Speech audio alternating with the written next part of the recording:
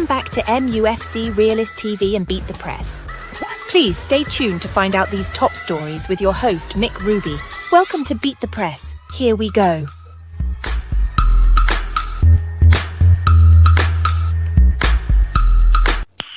Okay, let's go. Okay, let's go. Good morning, good afternoon, good evening, wherever you are in the world. It's Monday. How y'all feeling? I am buzzing. I'm on 7 cloud, heaven 11, or whatever you might call it. Manchester United wins yesterday against Aston Villa. Was a huge, massive point for Erik Ten Hag's team. That is 3 wins on a spin, on a bounce, with 5 points of top 4, to be honest, and 4 points away from 5th, which potentially can give you a Champions League spot. And that is so important for us moving forward. As a fan base, we needed this win for our morality, for our positive vibes, because it's been diabolical for the remaining of the season. I might argue to the point that we are just getting out of pre-season. It's been 6 months long of pre-season. We know what happened with all these injuries. Ten Hag hasn't been able to play his style of play or his stronger 11. So it's just the start. We know the faults. We've seen what's going on the pitch. We've been pointing out. But at the end of the day, we are getting razzmatazz. Razzmatazz means Rasmus Hojlund.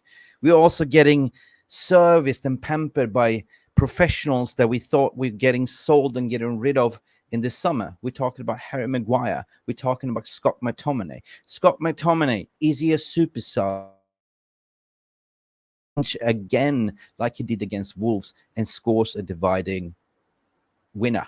That's it. We want to get rid of them in the summer. But at the end of the day, they are pure professional. They might not be good enough for Manchester United, but at least they are professional. Let me know how you're doing, because we are going to talk about a lot of things today. You ain't perfect, but I see the faults. There's no style of play whatsoever said, but we are starting to get there. We are starting to shape with mentality. Leach has been gone out.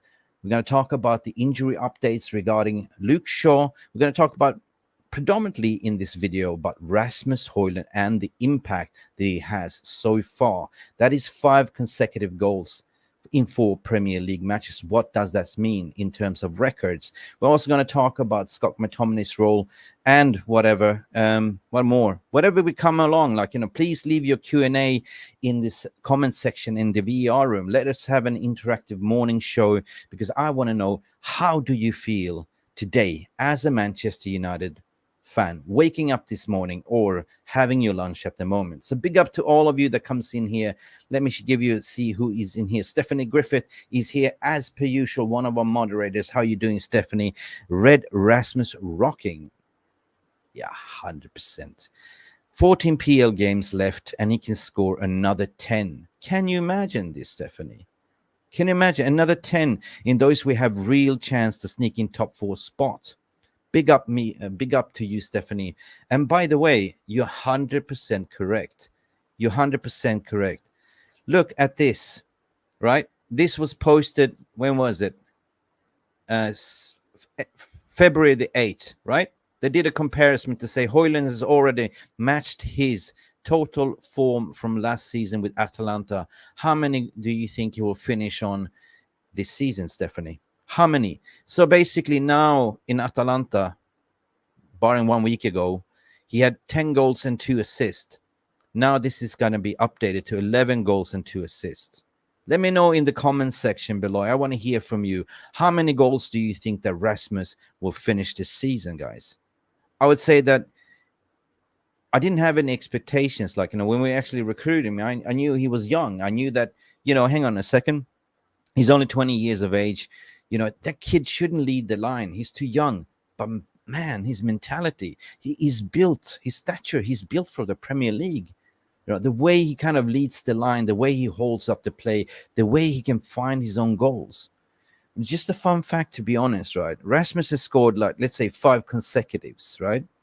If you look at the average, Rasmus has had 2 shots on target per average per goal, and 1 has gone in. Let that sink in. Imagine if we start building around Rasmus, giving him more service. How many goals will he bag in? So I repeat again, 2 shots on targets in average per goals, and 1 converted per game. That is massive, massive stat. And just take that, let that sink in for a bit. And then you come back to me and say, well, what if we give him a little bit more service? We've seen Diogo Dalot's beautiful cross into yesterday to Scott McTominay. If we can start crossing the ball more into the box, Rasmus will score. Let me see what you're saying. Good morning, George Bestie, all the way from New York. Lady Stephanie, hope you're having a fantastic day, Pasha. 100%, 100%. Had a little bit of a long sleep, to be honest. I was up to like 9 a.m. in the morning. Like, I couldn't sleep. I was thinking, I was watching all the content creators. I was watching all the news, scanning, and majority of people saying that, there were some people saying salty, like that we were lucky. But, luck in football, Pasha, it is not always about luck. It's about 3 points.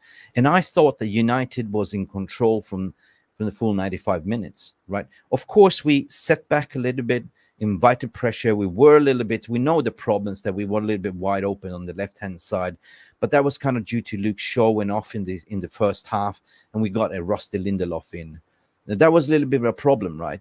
But at the end of the day, we came to a point when it was 1-1, right? You got to talk about Onana. Onana was immense yesterday, right? He saved us in this game.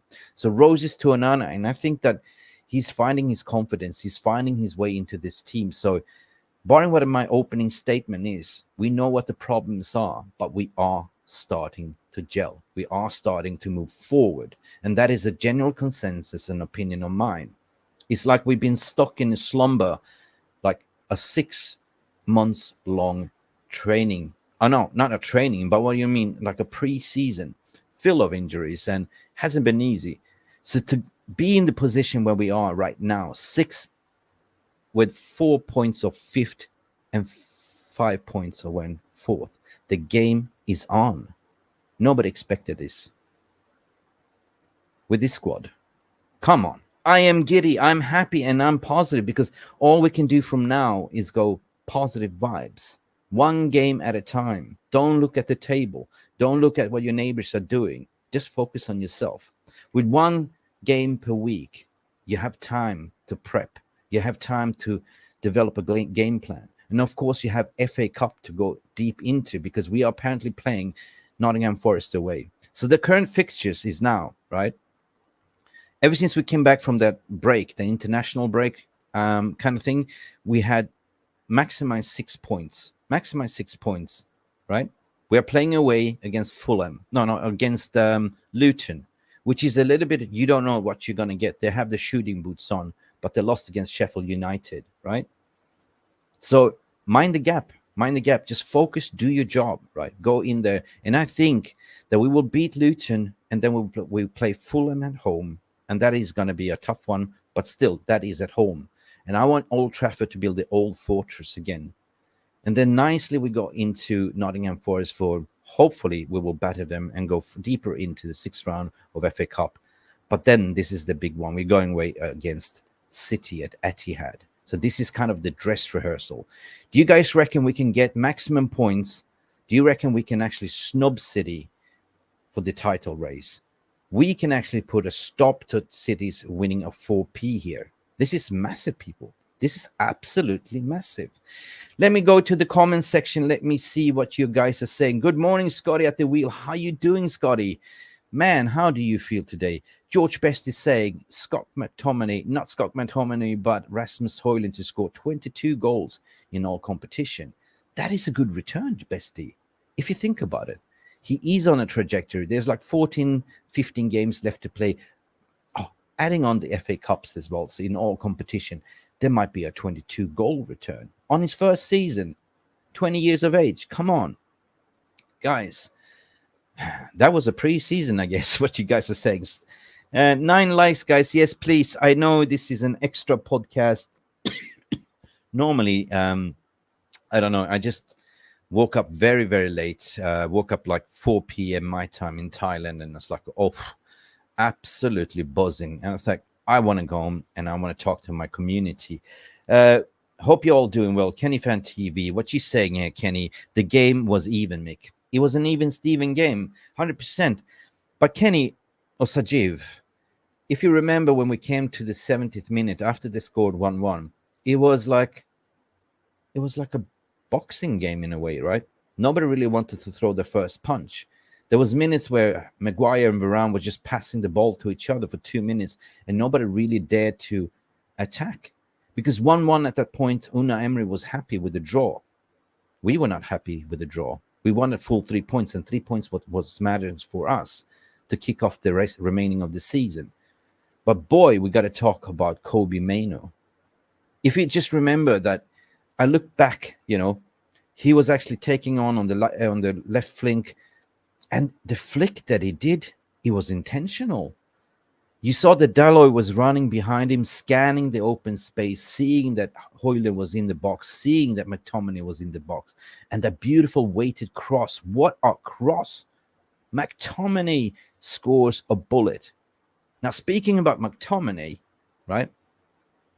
I want to ask you guys in the VR room and in the comment section, what is Scott McTominay's role at Manchester United? Do you think he's got a future? Right? I always been critical to say Scott McTominay is a spot player. And what is a spot player? Well, a spot player is somebody that comes in and makes an impact. A spot player is somebody that operates within the 6-yard box. It's not a striker. He's something like in a striker hybrid midfield role.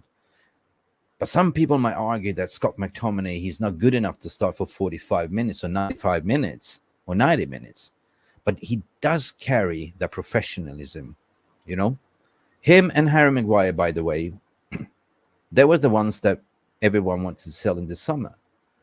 But ironically speaking, those two players has been the most professional, carrying themselves, fighting to get back into the team. And with one mentality, you saw in the post-match conference yesterday, Scott McTominay, he said basically I don't expect to start every 90 minutes, but when I do get the call up, I'm ready. I make sure that I'm ready mentally. I'm sure that I'm ready physically, and I'm here to help the team to do the best to my ability to help us to win the game.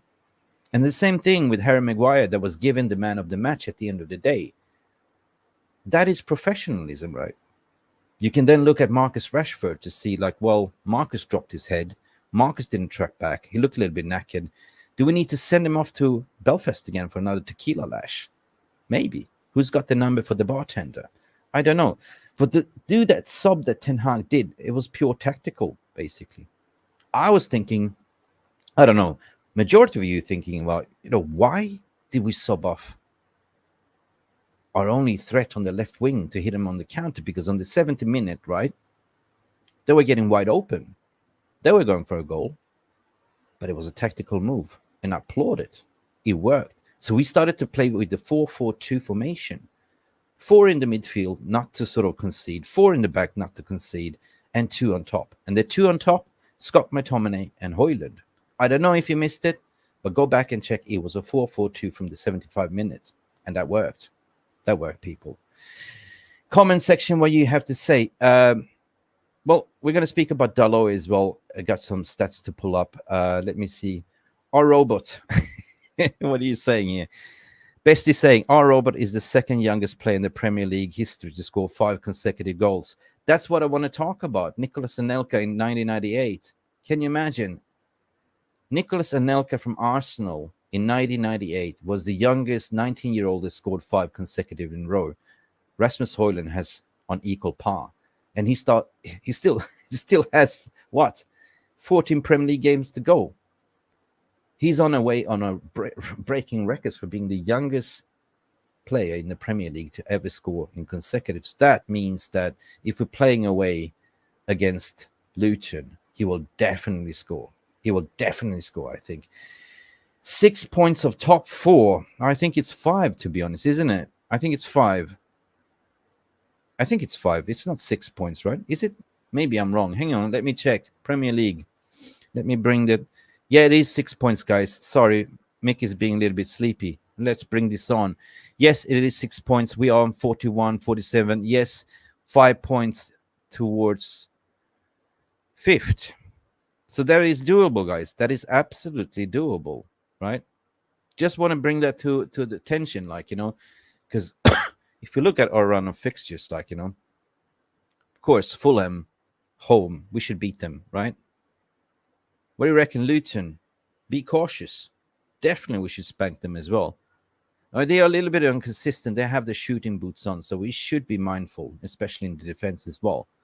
But they lost against Sheffield United, bottom of the team. So you never know what you're going to get. But we just have to focus with mentality, straight strong, because what I saw in the 3 past consecutive games is the mentality monsters are back. The cohesion, the fighting spirits, the high fives. We started to form partnerships on up front in the midfield, and Kobe Mainoo, the glider, putting in his gliding suits and just glides, smooth glides. This kid is just what, 18, 19, just getting started. If we go in the summer window, we are saving ourselves £100 million, but because this player is so attractive and everyone wants him, everyone is flirting. Like we saw Pep Guardiola was throwing out fillers that he want Kobe Mainoo, but no. So we are starting to cook, guys. We are starting to form. And what I wanted to say that, yeah, it's been diabolical. I've been talking to Mark. Mark has been very, very positive. Producer Mark is saying, we are cooking. We are getting there. We are going to get top 4. And I say, Mark, hold your horses. Whatever prescriptions they're giving you in Germany, give it some to me. But he's absolutely right. Mark is right. And everyone is right. And we have the right to be positive, guys, at the end of the day. Dalot, for me, together with Kobe Mainoo, has been the difference. Dalot cutting into the midfield, but Dalot also providing attacking-wise. Amazing. When he gets the license to go forward, he just gallops, right? People were saying Dalot cannot cross. Excuse me? Dalot just crossed the beautiful cross that hit Scott McTominay's head. Oh my God, what a bullet. Dalot is improving defensively. 100%. 100%. You can argue to the point that Aaron Wan-Bissaka is great on one versus one defending. Yes, it is. But I see the development of Diogo Dalot being amazing, to be honest. Just pull out some stats. Diogo Dalot compared to his fullbacks stats this season. He has 62 clearances so far. Headed clearances 30. Average duel per game is 2.18. Aerial duels won 23. Interceptions 21. Right? Tackle succession rates 88. 88% tackle rates, guys. Can you imagine? 88% tackle rates. That is a man on improvement. And for me, he was the man of the match yesterday. We see the game after game how he saves Harry Maguire in the Wolves game as well. Just tracking back. Harry Maguire did a silly topo. Out comes Dalot to the rescue and do slide tackles, man. Listen, I'm happy, but I'm not going to get carried away. For me, it's a cup final every single game. It is in the players' hands. Ten Hag has been giving a lifeline here right now because finally he come out to say that I have my injury players back. But then Luke Shaw, what happened to Luke Shaw? Well, everyone was talking about Luke Shaw injury, but it comes out to say that Ten Hag came out in the press conference to say yesterday that Luke Shaw was just a preliminary precaution, right? He took him off because he didn't want to risk him. That's what it says. He took him up because he didn't want to risk it. I highlighted here.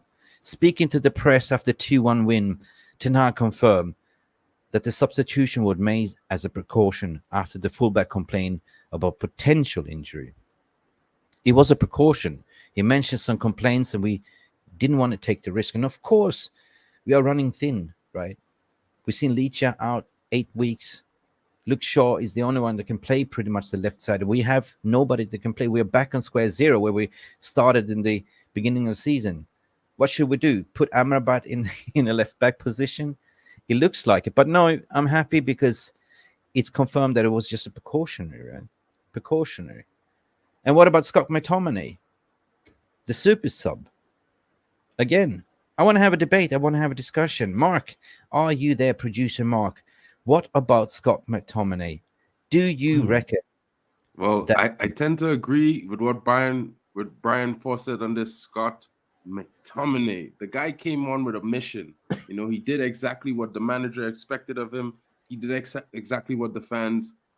I think for the last few games, fans would expect when he come on, he probably is gonna get in and amongst the goals or something like that, or get a chance.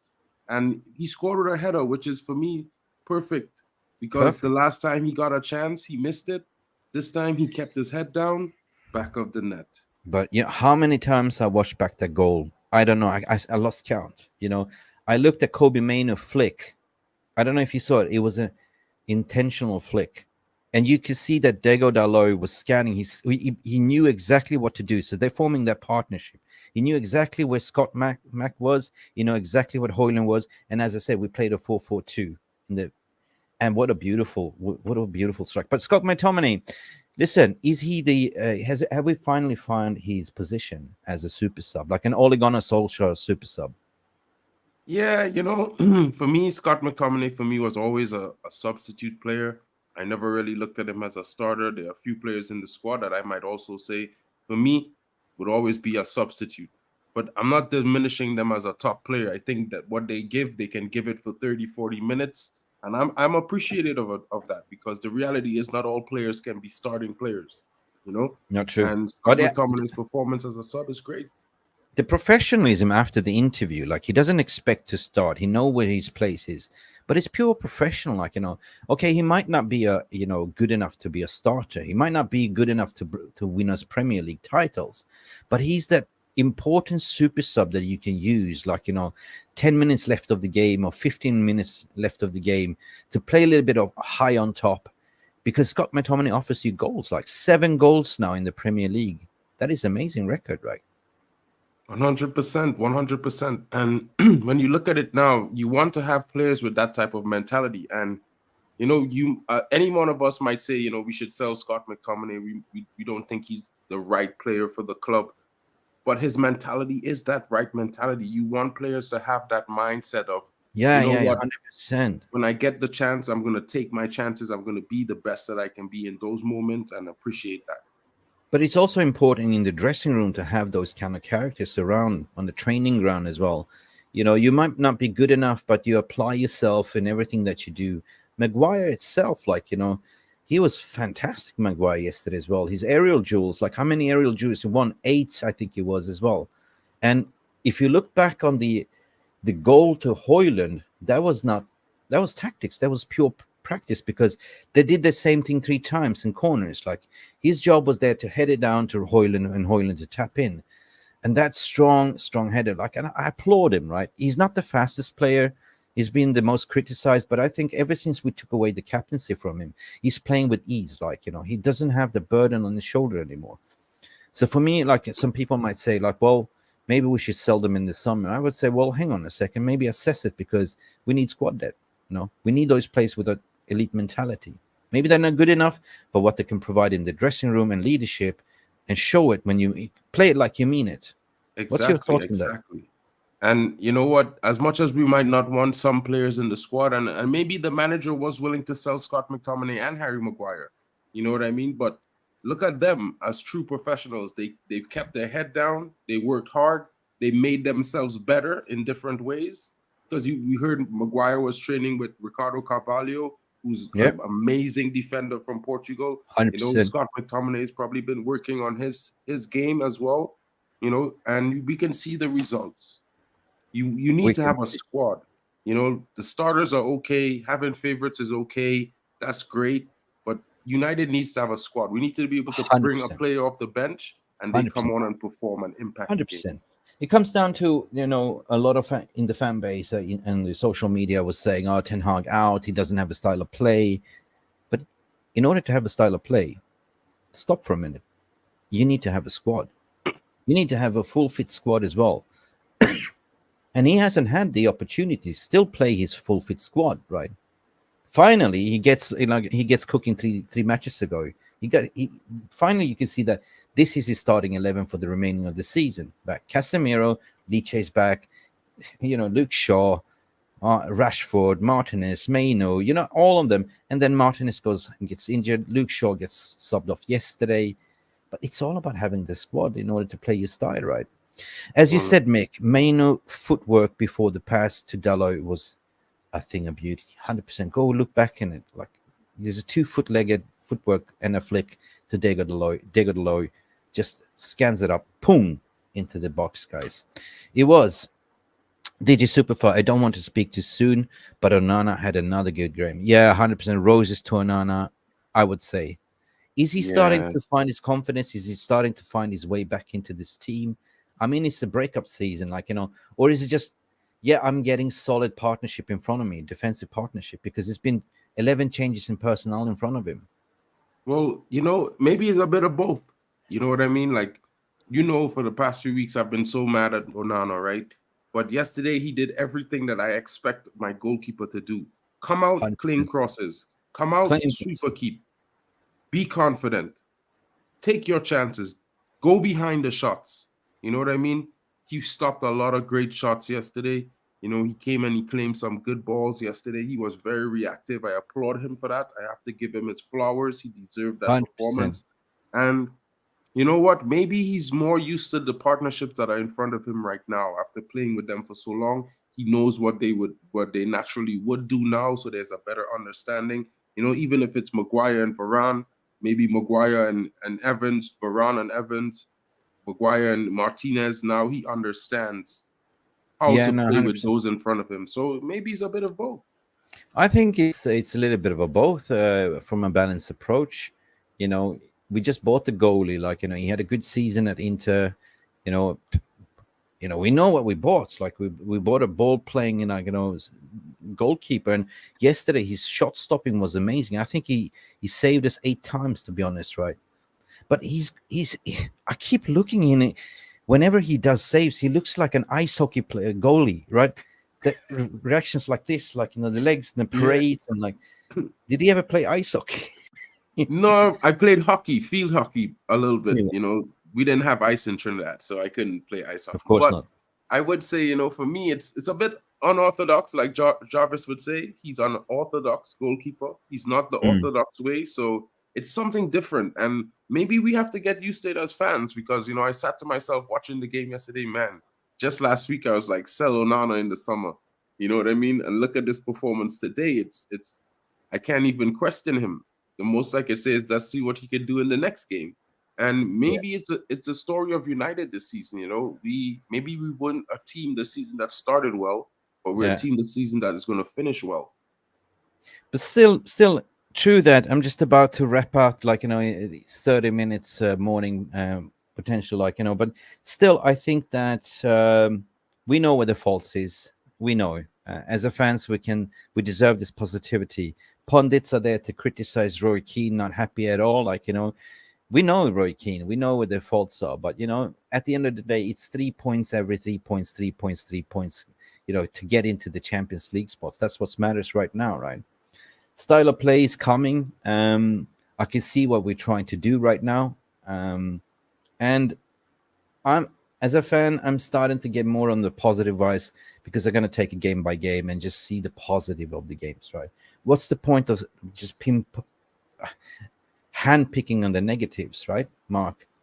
Because that's not going to do anything good for your own personal experience, enjoyment, and mental health. So, and what about this ratification with Ratcliffe? It's gone silent. We haven't heard anything. They were not even on the stand yesterday. I didn't see them. Brailsford and all of them. Yeah, anyway, guys. They may not have been there, but I think we can see that they are making moves. I mean, I'm not one that's 100% sold on the idea, but at the same time, it's one of those things where maybe I'm willing to see how it works first before I'm critical. I will always observe what's happening in and about and around as best as I can. Yeah, 100%. And I'll make my decision in a year's time. We see. Big up Mark as well, and Ian McDonald, one of our members here, is coming soon. I was quite happy to see Ten Hag out of the door last month. I'm starting to think we might get somewhere. At the same time, we all should be expecting to see improvements with the one game at a week. And that is the comment that I want to park the bus with here, because, Mark, I've been very consistent in my opinions, right? I look at football from a 360 perspective. I see everything, and I measure everything on the pitch and off the pitch and what's going on around the geopolitical stuff as well. And I never said Ten Hag in or Ten Hag out. What did I say? Ten Hag out. Why? Because, you were expecting to see improvements. He was making some decisions, and what you were seeing was different from last season. And it's totally understandable. It's dangerous to put yourself in the out category, and it's delusional to put yourself in the in. But when you put yourself in the doubt category, there's a method to the madness. And that means with the players as well. For me, it's been prove it to us fans, right? Prove that you can do it. I know Ten Hag, you got the ability. I know players on the sheet, you have the mentality and you have the skill set. So I fell out of love with this team, and I fell out of love with Ten Hag's in-game management, and therefore I said I had enough. Play it like you mean it and prove it. And now you can see that all Ten Hag outers is coming back to the bandwagon to say, well, maybe I will give it a second chance. It's all about, setting high standards, right? It's the Manchester United way. As a fan, I set high standards, and I want on my team to at least compete, right? I don't want us to give up. No way. And I must admit that, this past couple of weeks, it hasn't been easy for my mental health to sit here, press record, and start being positive. And I was looking at Mark and saying, like, Mark, whatever you smoke and give it some. But now Mark was consistent. He was right. He was me. I was positive. I was that delusional fan. But the delusional fan is coming back. So big up. Thank you, Mark, for I'm going to give you your roses because you were right the other day. 100%, man. Well, I mean, I wouldn't say it's right. I was just saying I was just a little bit more patient because I kind of just looked at the whole thing as, listen, we're in a rebuild. I'm not going to get giddy. Last season for me, we overachieved. But I also saw that the manager is capable. So I'm going to give him time. And maybe other fans were like, okay, we wanted to kick on from last season, but Dark Crow, yeah. Summer wasn't really. Yeah, just going to comment to Dark Crow here. Like, now, I'm sure my football in judgment. I have my football in judgment. That's what I'm saying. But when you put yourself in Erik Ten Hag doubt, that means that you don't want to. You're sitting on the fence at the same time, but you want to put pressure on them. Prove it to me to get over to the other side, right? I'm not choosing if I'm going to go to hell or heaven, right? I'm going to see, like, you're weighing up the options that it's like you're giving them performance index management, right? You say, prove it. Yeah, you deserve it. And then you deserve my respect back. Noah, what you saying here? What you saying? Big up Noah, must win versus Luton. Come on, United. No doubt Ten Hag is the man for the job. I always thought Ten Hag was the man of the job. And I was thinking this season was weird, but you got to look at the overall, what card we've been dealt with this overall takeover saga, the scandals, the Rashfords, the Greenwoods, and everything, and you got to manage that shit show. Come on, man, you're there to manage. It was always going to be an uphill task this season with all of those things taken into consideration, And with doubt, I kind of don't mind if someone is in doubt about something. It doesn't mean that they're not sure. It means that they're unsure. Maybe they have questions that need to be answered first. Some people have more questions than others. Some people need a little bit more. Jesus Christ. Wait a minute. Morning in a minute. Apologies for left my stream. Microwave decided to go on fire. Jesus Christ. Somebody called the fire department. Stephanie's microwave's on fire. Oh my God. Are you right? Steph, you okay? Steph. Big up to you. Hope you get it sorted. Go. Hope it wasn't too bad. Hope your kitchen is fine. I got some comments here. Basically, any idea regarding director of football? No idea. It's gone quiet. Nobody really knows. I mean, I think it's the British press been leaking out certain things, guessing. Nobody really know that we were linked to Omar Barada, and boom, out of nowhere, like in an uppercut, Omar Barada came. All they've been linking us to Dan Ashworth, Paul Mitchell, Michael Edwards. Nobody really knows. What do you reckon, Mark? Fillers, paper talk. Maybe I've been reading up on some information, and what they were saying is that before his departure to Man City, Omar Barada was heavily, in a close knit working relationship with the DOF at Girona. So I'm thinking, maybe we could say it's a Michael Edwards, or we could maybe say it might be a Dan Ashworth right now, because these are the rumors. But maybe look at the people that Omar Barada was interacting with, people he might have favored during his tenure. Yeah, I think so, 100%. He's got his black book, so yeah, he probably has his black book of contacts, and he would be the one that appointed the one that will report into him. 100%, guys. Let's move on. Let's crack on. It's time to close the show. Jeff Steele is coming in all the way from Adelaide. Oh, he's Rasmus. He's just class. Come on, United. Hey, Mick and Mark. 100% he's class. Big up to you, Jeff Steele. Just a fun stat. What I said. In average, Mark, 2 shots on target, 5 goals. What does it tell you? Tell me he's a good striker. He's clinical more than we thought. It's just that maybe wasn't getting the chances.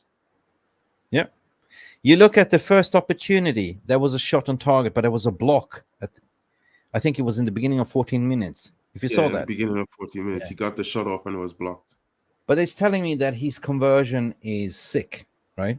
He creates his own chances. He's tapping. It's not just tapping. He creates his own. He can shoot. He can run. He can create.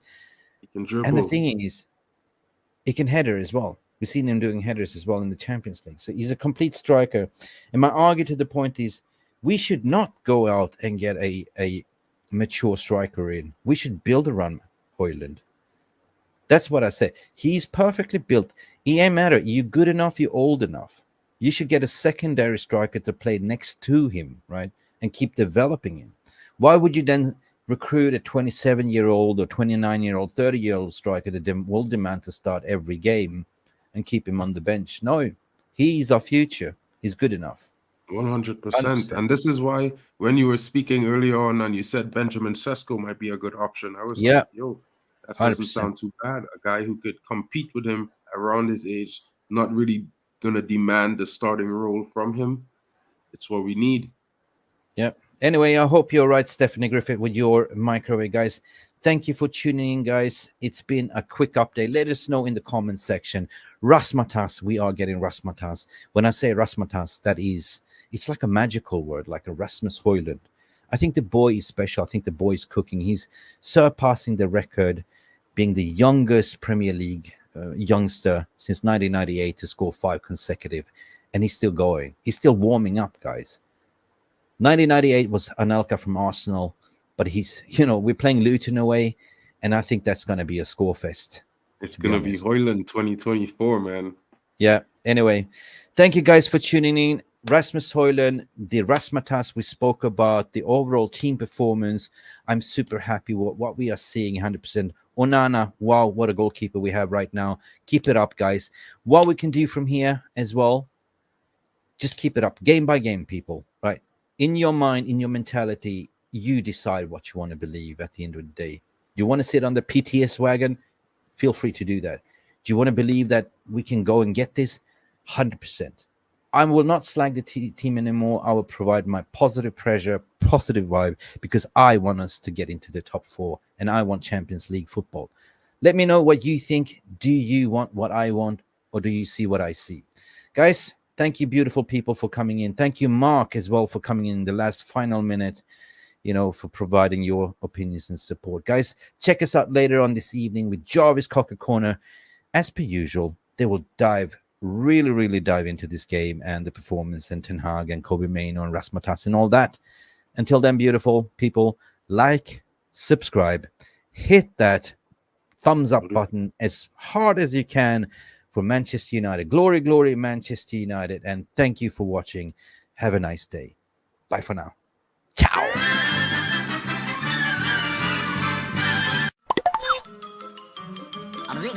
That's all, folks. Thank you so much for stopping by and watching MUFC Realist TV. Don't forget to like and subscribe and follow us on the socials.